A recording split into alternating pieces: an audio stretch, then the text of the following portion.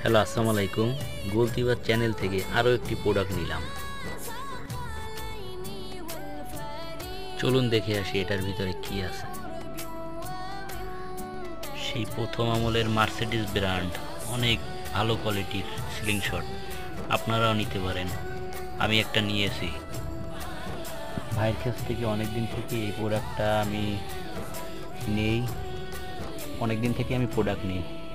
তো আজ এক ভাইয়ের জন্য এটা অর্ডার করলাম।